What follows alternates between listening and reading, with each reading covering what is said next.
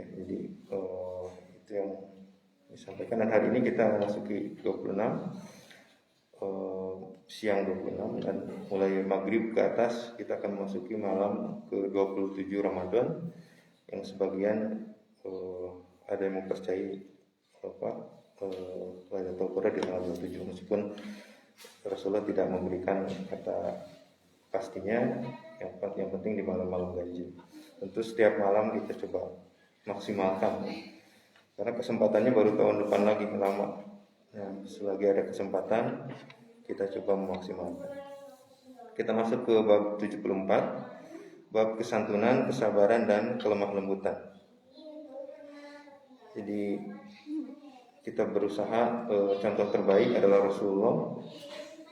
Rasulullah bersabda, sesungguhnya pada dirimu terdapat 2 sifat yang dicintai oleh Allah, yaitu kesantunan dan penuh perhitungan. Artinya tidak terburu-buru, dalam artian cepat itu bagus ya, tapi terburu-buru itu tidak bagus ya. Jadi tipis sekali perbedaannya. Terburu-buru itu artinya seperti tanpa perhitungan, padahal perhitungan itu menjadi penting ya, tahap-tahapan, pentahapan dan sebagainya, karena sudah terpikirkan. Kalau tahapannya sudah terpikirkan tapi bergerak cepat, itu bukan terburu-buru tentunya. Karena terburu-buru itu bagian dari setan gitu ya. Sesungguhnya, tapi juga tidak berarti kita jadi lelet, kita jadi lambat, bukan berarti seperti itu. Yang ditekankan adalah penuh perhitungannya tersebut. Berikutnya, sesungguhnya Allah itu maha lemah lembut, mencintai kelemah lembutan dalam segala urusan. Berikutnya, sesungguhnya Allah itu maha lembut dan mencari kelemah lembutan. Dia memberi karena kelemah lembutan, ya, apa yang tidak diberikan karena kekerasan, dan apa yang tidak dia berikan karena selainnya. Sesungguhnya kelemah lembutan itu tidak ada pada sesuatu kecuali ia akan menghiasinya, dan tidak dicabut dari sesuatu kecuali ia akan memperburuknya. Sesungguhnya seorang badui maksudnya kencing di dalam masjid. Jadi bisa dibayangkan masjid zaman dulu memang bukan keramik seperti ini dari tanah. Jadi badui melihat ada tanah nih, terus dikencingin gitu ya dalam masjid. Yang namanya juga badui tidak tahu gitu ya. Badui itu orang pedalaman, bukan suku badui bukan. Maka orang-orang bangkit untuk menghajarnya. Ya nggak kuat atau masjid yang begitu dicintai bersama-sama tiba-tiba dikencingin gitu ya. Tapi kan karena nggak tahu ya. Maka Nabi bersabda, biarkanlah dia, tuangkanlah pada kencing itu 1 ember air atau 1 timba air. Ya kebayang juga masa harus berhenti kencing di tengah jalan gitu ya. Lagi kencing nggak bisa di stop juga ya, biarin aja gitu ya sampai selesai hajatnya, kemudian bersihkan dengan 1 ember dan 1 timba air. Sesungguhnya kalian ditugaskan untuk mempermudah dan tidak ditugaskan untuk mempersulit ya. Mudahkan, jangan mempersulit. Jadi Rasul itu kalau ada 2 pilihan antara memudahkan atau mempersulit, dipilihnya yang mempermudah ya. Yassiru wala tu'assiru, ini paling terkenal soalnya. Wabashiru wala tunaffiru. Mudahkanlah dan jangan mempersulit, berikanlah kabar gembira dan jangan membuat lari ya. Jadi ini bagian dakwah Rasulullah SAW. Bagaimana Rasul begitu dicintai oleh umatnya, karena memang selalu jadi solusi ya. Tidak mempersulit, mudah. Agama itu mudah katanya. Barang siapa yang persulit maka dia akan dikalahkan. Jadi memang agama Islam itu agama yang bisa diikuti, mudah mengikutinya juga gitu ya. Demikian. Barang siapa tidak diberi sifat lemah lembut maka dia terhalang dari semua kebaikan.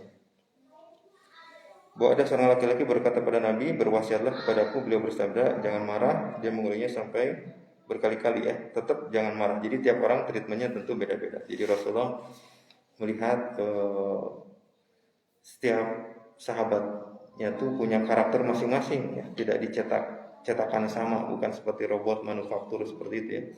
Tapi potensinya dikembangkan. Potensi Abu Bakar dikembangkan, yang seperti itu. Potensi Umar kuatnya di sini dikembangkan, potensi Ali dikembangkan, potensi Utsman dikembangkan, karena tiap sahabat itu punya potensi. Yang membedakan diwarnai, istilahnya sibghatullah. Ya bentuknya bisa beda-beda. Ini meja, kursi, apalagi tiang itu beda-beda bentuk ya. Tapi diwarnai dengan satu warna, itu warna Islam gitu ya. eh, Rasulullah adalah pribadi yang sangat santun sekali, amat sangat santun sekali, sehingga orang juga segan gitu. Dan Rasulullah dalam kesantunannya pas awal-awal kan tidak apa ya, langsung dikerjakan aja, itu membuat hebatnya Rasulullah, dan mudah-mudahan kita bisa mengikutinya gitu ya.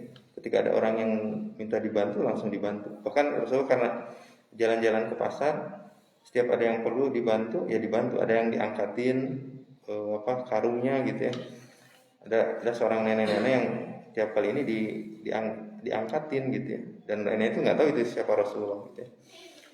Dan dia bilang, anak muda ini baik sekali gitu ya. Nah, kamu baik sekali, hati-hati ya, kamu jangan terpengaruh sama Muhammad, itu bahaya.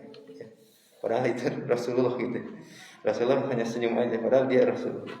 Sampai suatu ketika ingin kepo lah, siapa Anda gitu. Saya Muhammad. Oh, ini Muhammad gitu. Jadi dakwahnya itu dengan seperti itu, luar biasa gitu. Salah satu yang membuat kelemah lembutan adalah kita ingat mati gitu.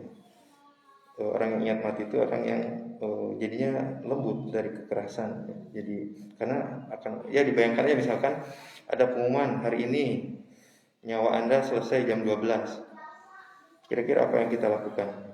Kita akan mengisi 6 jam ke depan tuh dengan segala hal diselesaikan semuanya gitu ya. Kita ingin pulang dengan keadaan baik-baik.